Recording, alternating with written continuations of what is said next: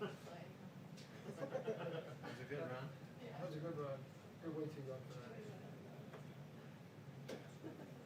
Can't wait to see your tops.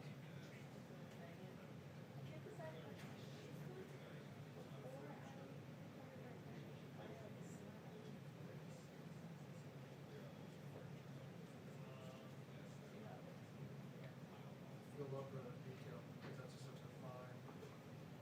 No, it's not very gritty.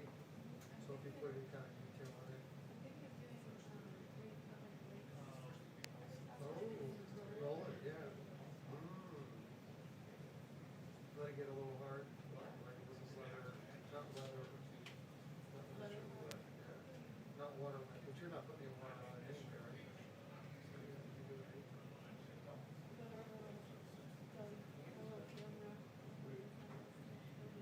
There you go. What? Let me know if you need any more. Yeah.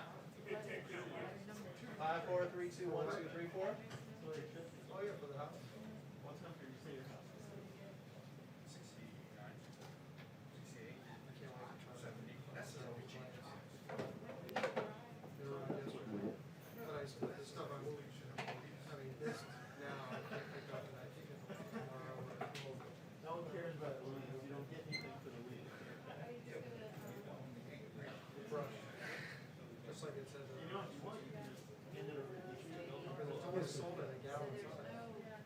Even there's no FDA approved drugs here. A bowl, I mean, a bowl, like.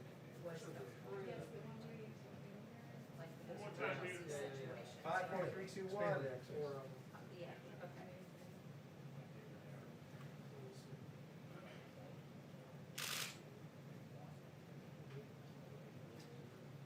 One more time, Peter. 5, 4, 3, 2. 1, 2, 3, 4. 1.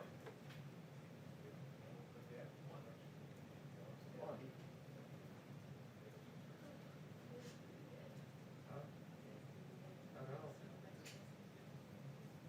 Or you guys do it.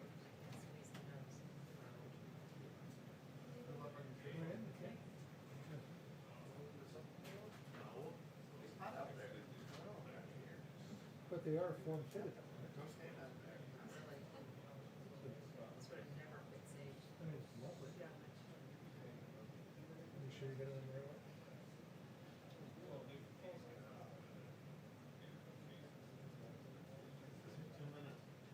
What's up, baby? Oh, that's the. This way, right? Yeah. Isn't that what I had?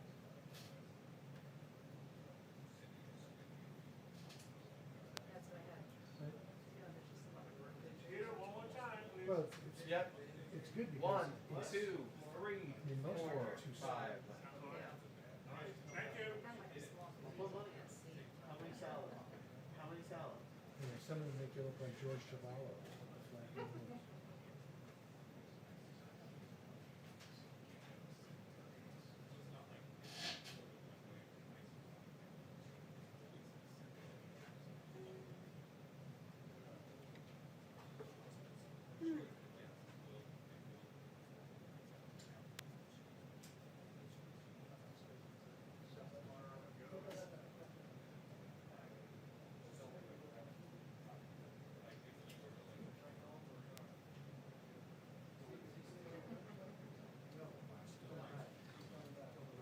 You only 2 salads.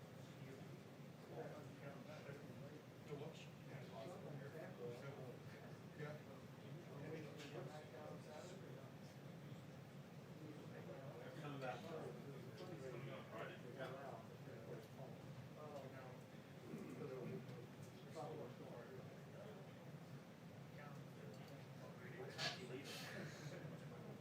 Tomorrow? More about two. You didn't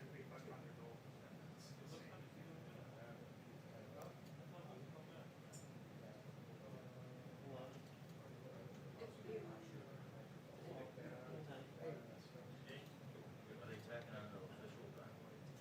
What do you think of this? I don't know. Gosh, you talking about the goggles and the eye shields. You guys were talking about this one. Well, it means I'll find a use for my long Oh, neglected right, scuba take, mask. keep down there, 5, 5, 40 years old. 40 years old.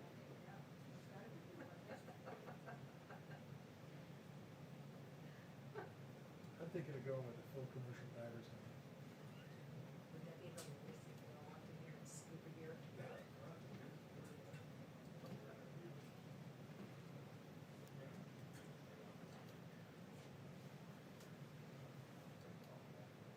What's that old show called Diver Dan?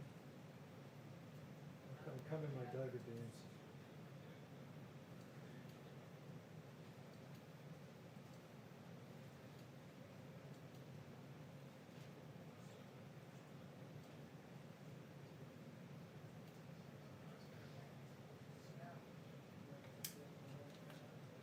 That's a good word you never say, mucosal surfaces. Yes. There's Diver Dan from the old TV show.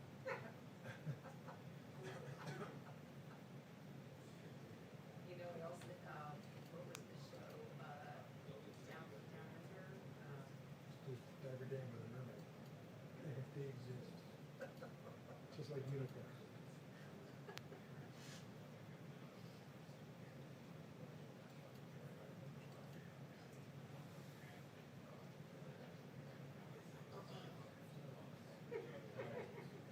you should show that to, Doug. Yeah, Doug Jeff probably is on this show. Of course he would. Diaper Dan. Yeah, Trevor Diver Dan? Yes. That's With right. my eyes. Yes. I'm old enough to remember Diaper Dan. I must have been about, I I think must have been that- about 10. I think that would be really good coronavirus PPE. Can you imagine if we all came in dressed like Diver Dan? Everybody helmet. Protect city saves his friends and children. That's where you'll find Diaper Dan. You got me, I didn't even know there was a song. It's senility taking over. Yeah, all you remember is really old memories. I know the Get Smart, I did the Get Smart jingle the other day, and people, my kids were like, what is that? What?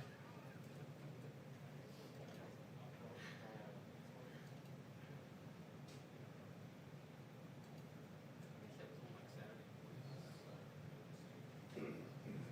Sounds like a weekend show. Yeah.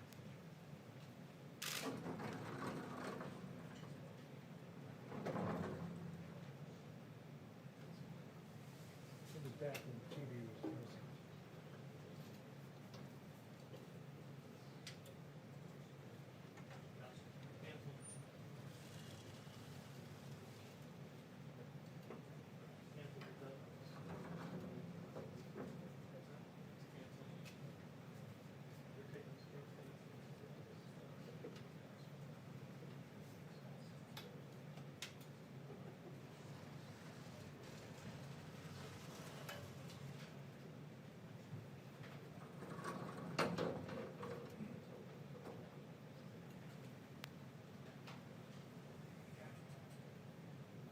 Two-minute warning. Thanks,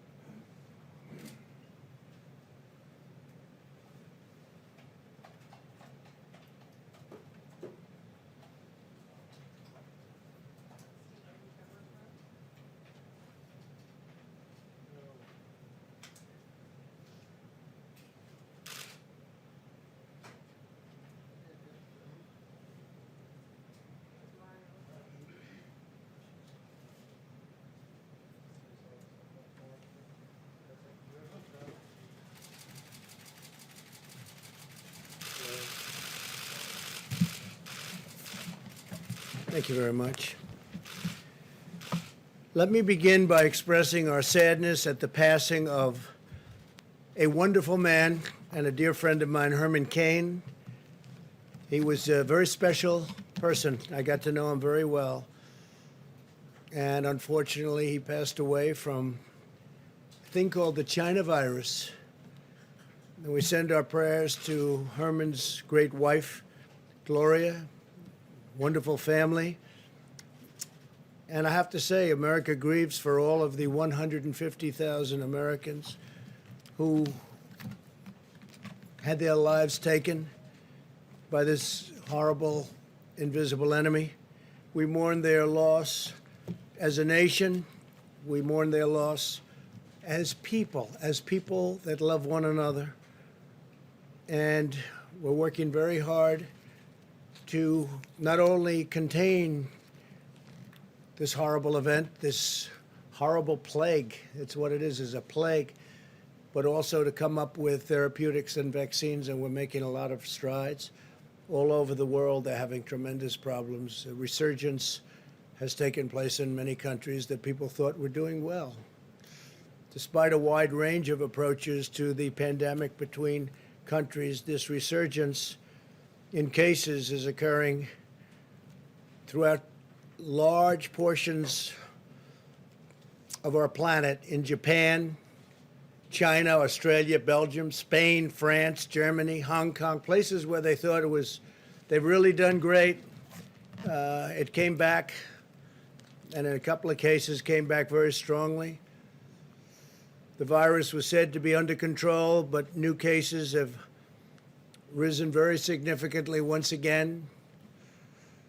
So when you think somebody's doing well, sometimes you have to hold your decision on that. You have to hold your statement. Since the beginning of June, daily new cases have increased by a factor of 14 times in Israel, 35 times, that's 35 times in Japan, and nearly 30 times in Australia, just to name a few.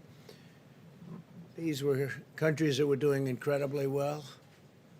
Leadership was being praised. Latin America now leads the world in confirmed infections. And with the scarcity of testing in Latin America, the true numbers, you have no idea what they might be. And I can say scarcity of testing almost anywhere except for our country. This disease is highly contagious and presents unique challenges to our border states. Meanwhile, states like California, Washington State, Maryland, Virginia, Nevada, Illinois, Oregon, and many others, they were thought to be doing well, and they had a big resurgence and were hit very hard. And governors that were extremely popular are not so popular anymore. They were held up as models to follow, and then they got hit. And I'm not even saying it's their fault. It's probably not their fault. It's just the way it is. That's the way it is. Highly infectious, one of the most infectious diseases that anybody has ever seen. Not since 1917, over 100 years ago, has anyone seen anything like what we're witnessing now. But these states have also seen the virus substantially rebound, and again, no one is immune. No one is immune. These facts illustrate the imposing determinant, and it is a determinant that a blanket shutdown to achieve a temporary reduction in cases is certainly not a viable long-term strategy for any country. People are starting to understand the disease now. We certainly have understood a lot about the disease that we didn't have any idea. Nobody ever saw anything like this. The primary purpose of a shutdown was to flatten the curve, ensure sufficient hospital capacity, and develop effective treatments and therapies to reduce mortality. And we've done that, but it can come rearing back when you least suspect it. We did the right thing initially. We saved millions of lives. What we did the right thing. But a permanent shutdown would no longer be the answer at all. A small shutdown of certain areas, but we don't want to do that. Small shutdowns can be very helpful, but not for long periods of time. We understand what we're dealing with now, but it's a very complex situation. And I can only say, thank heaven that we are so advanced in what we're doing in terms of vaccines and therapies. We now know a great deal about the virus and how to treat it and who it targets. Almost half of the deaths come from less than 1% of our population. Think of it, half of the deaths, really a tremendous number, half of the deaths come from less than 1% of our population, those living in nursing homes and assisted living facilities. The average age of those who die from the illness is 78. We've announced very strong measures to protect those who are most vulnerable. The scientific path forward is to protect those at highest risk while allowing those at lower risk to carefully return to work and to school with appropriate precautions. I'm once again urging the American people to protect their dear family and friends and anybody who's elderly, especially if somebody's elderly and they have heart problems, if they have certain illnesses. Diabetes is a very bad one, having to do with what we're discussing. But you want to protect the elderly and socially distance. Wear a mask if you cannot socially distance, and practice vigorous hygiene. Everyone, even healthy young people, should be taking extraordinary care to avoid infecting those at the highest risk from this terrible disease. The elderly and those with chronic health issues have to be protected.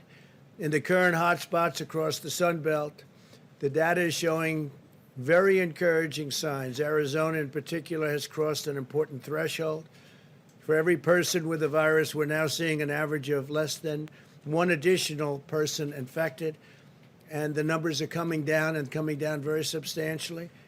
They're starting to come down in Florida. Arizona is really leading away. I was in Texas yesterday, and they're starting to come down significantly, we believe, in Texas. Need another few days to figure that one out, but it looks like they're coming down very significantly. Earlier today, I visited the Red Cross headquarters to discuss plasma therapy, which is a tremendous thing that they're looking at, and they have a lot of experience with it. Potentially life-saving treatments that infuse sick patients with powerful antibodies donated by those who have recovered successfully from this disease. More than 2 million Americans have recovered from the virus, and today we're asking them to visit coronavirus.gov, and volunteer to donate plasma. We need plasma. It's something that's been very effective, and we need plasma from those that were infected and successfully recovered, as most people do. Most people do. Plasma is one of the many promising treatments my administration is accelerating.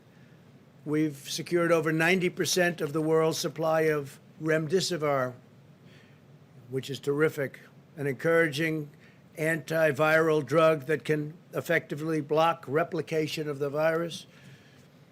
We've also approved the use of the widely available steroid, which has been very successful, dexamethasone, which has shown success even in patients at more advanced stages of the disease. On July 17th, we announced a $450 million agreement with Regeneron to build manufacturing plants and hundreds of thousands of doses of its antibody treatment, which is currently in late-stage clinical trials, moving along very rapidly. That's Regeneron.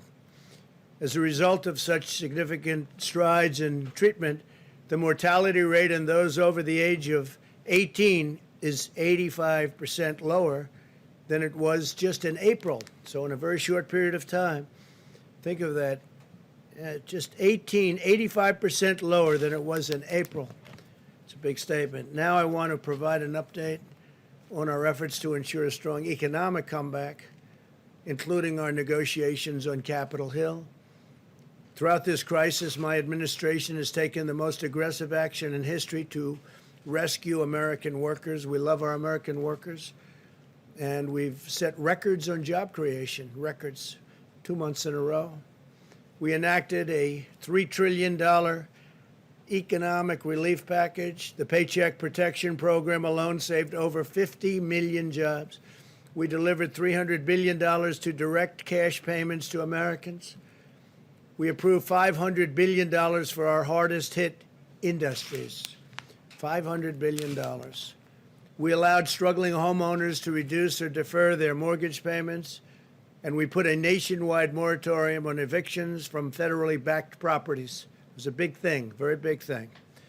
We also suspended student loan payments for 6 months, and we're looking to do that additionally and for additional periods of time. As a result of these extraordinary steps by the administration, we added a record 7 million jobs in the 2 months past alone. To ensure this comeback continues, which we think it will, we had great foundation to build on. We were the strongest country in the world, nobody close. We were outdoing everybody from China. If you remember, for many years you heard that in 2019 China would surpass the United States. Well, it didn't. We gained on them very significantly. We took it to a level that nobody's ever seen, 2019, and we'll be back there very shortly. It won't take very long based on everything that we're seeing. It's not going to take very long. I think next year is going to be an excellent year, maybe one of our best years ever from an economic standpoint. We can never, ever forget the people that have been lost, and we never will. We'll never forget them, never forget what happened. This could have been stopped in China. They should have stopped it, and they didn't. But I'm asking Congress to pass additional legislation to support Americans in need. First, we want a temporary extension of expanded unemployment benefits. This will provide a critical bridge for Americans who lost their jobs to the pandemic through no fault of their own. This was not anybody's fault from the standpoint of jobs. It happened. Terrible thing happened. Could have been stopped. It happened. I want to thank Senate Republicans for fighting to extend unemployment benefits today in the face of very strong Democrat obstruction, which I'm surprised at, because this is great for our country and it's great for our workers, and it wasn't our workers' fault. Second, we're asking Democrats to work with us to find a solution that will temporarily stop evictions.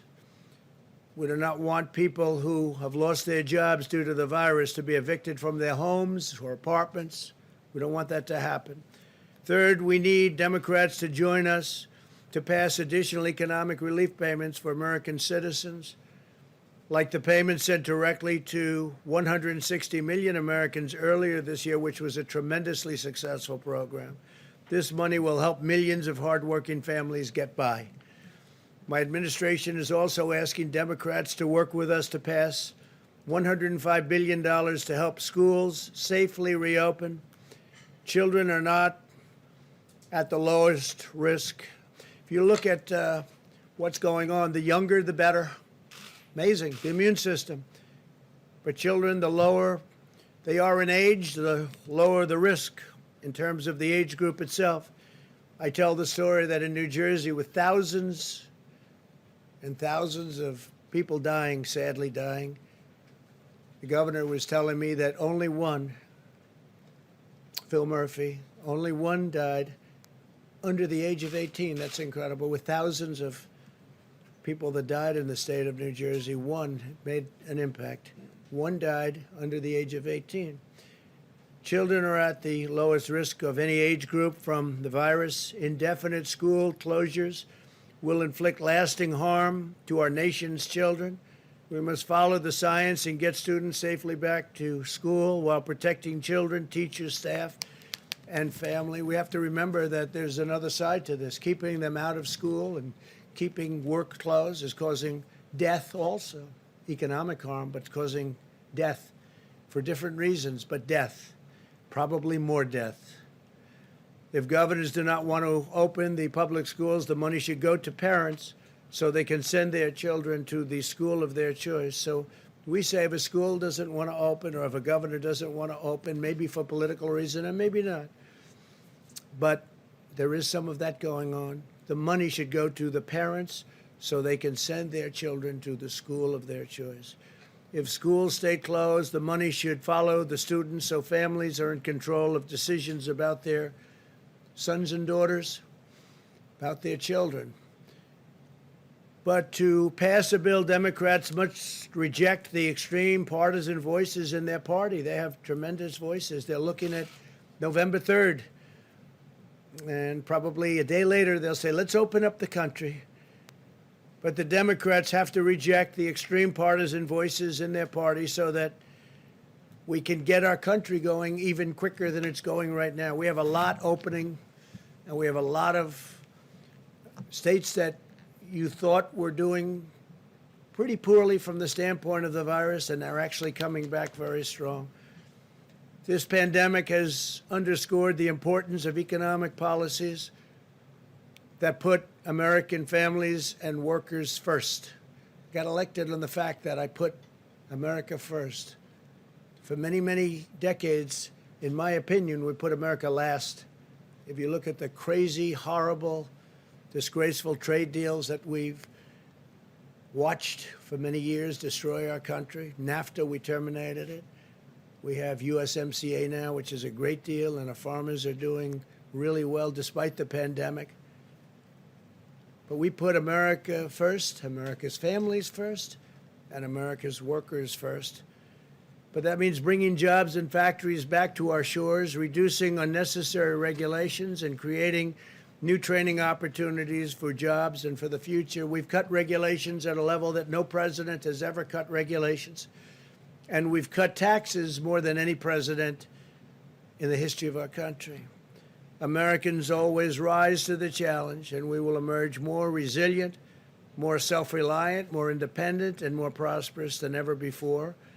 So I just want to thank you all, and if you'd like, we'll take a few questions. Steve, please. Are you going to launch an effort to try to delay the election, or was that just a trial balloon this morning? Well, what I want to explain to people, but it doesn't need much explanation. I mean, you look at article after article, New York's mail vote disaster.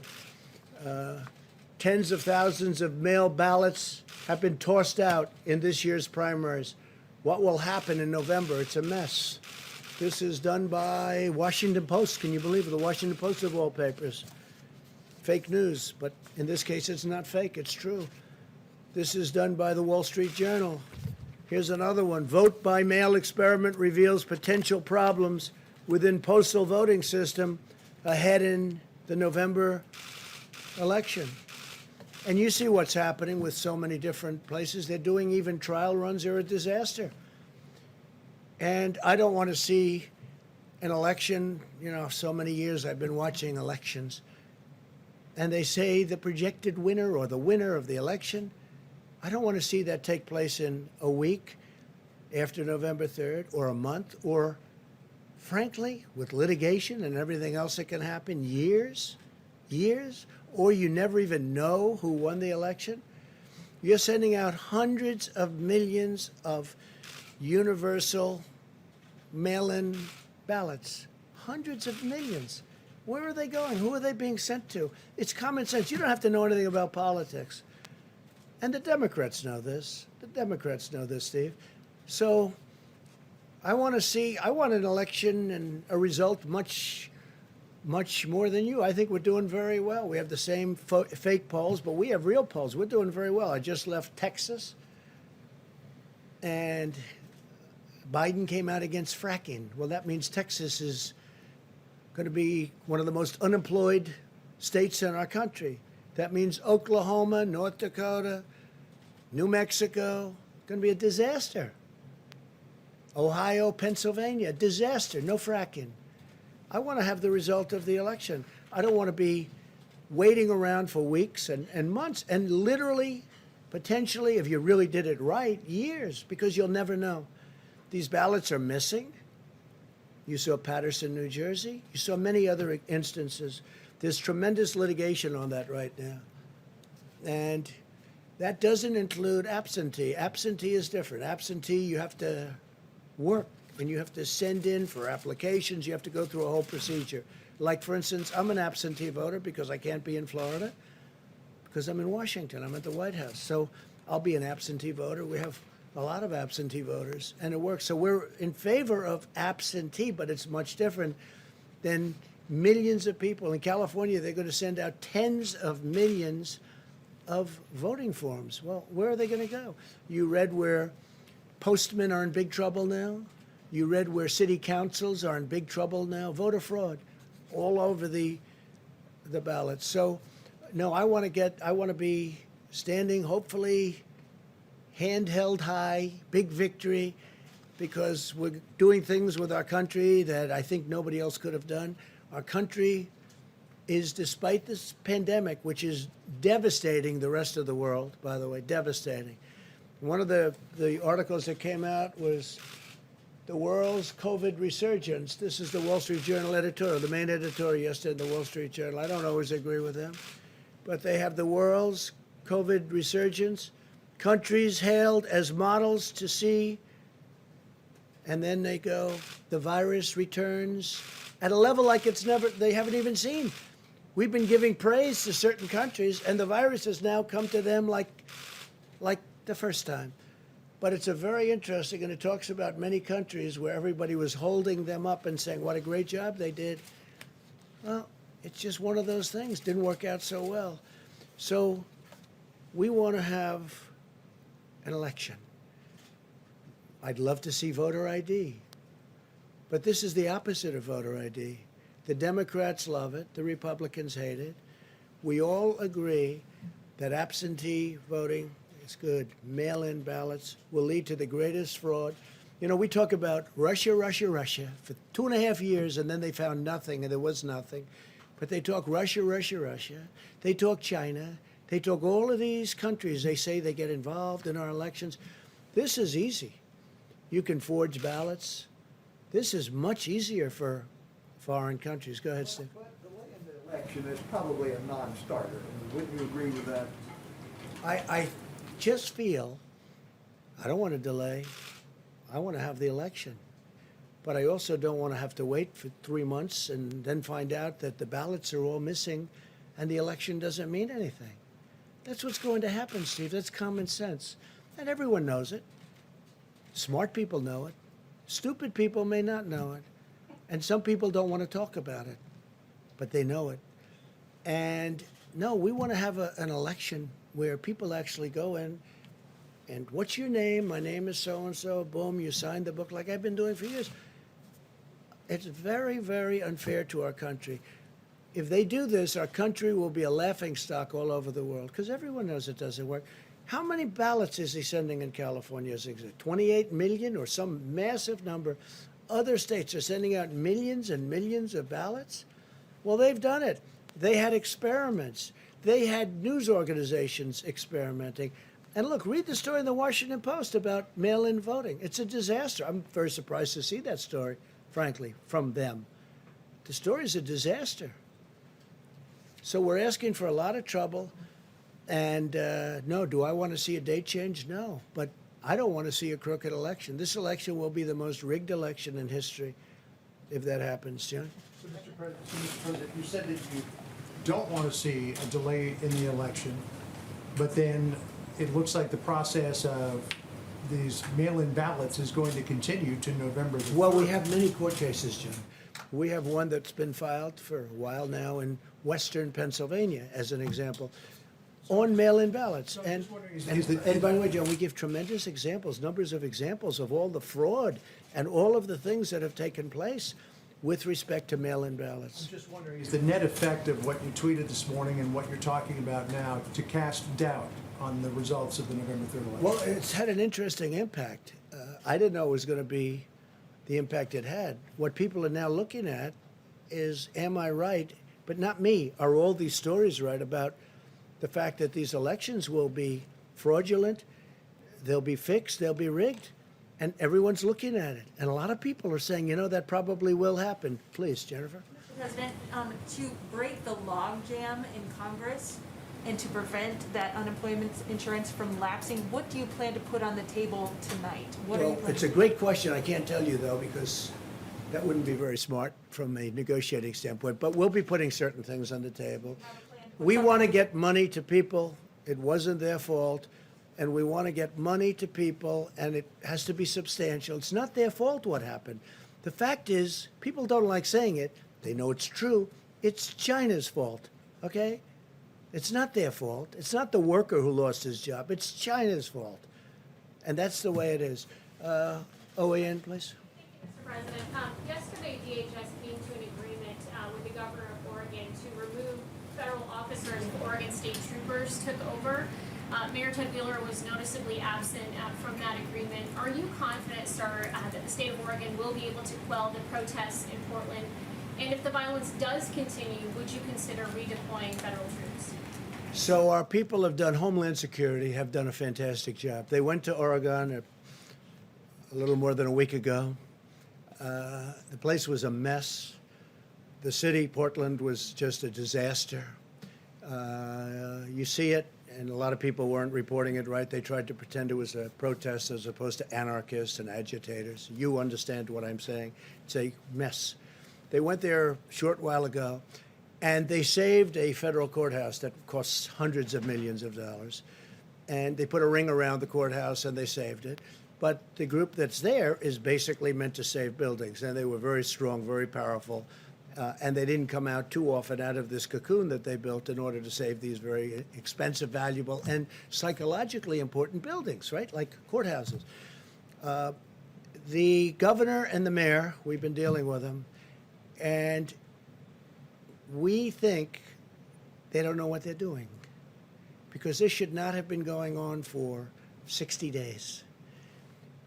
It's not our job, unless in case of emergency, which I consider now to be an emergency, it's not our job to go in and clean out the cities. It's supposed to be done by local law enforcement. Yesterday, the governor worked a deal where they'll do it, we'll stand by, they'll do it, and that's good. Well, it was very good, but she didn't report it that way. What she reported was totally different. She said, I think Trump wants to take over the country. It's crazy.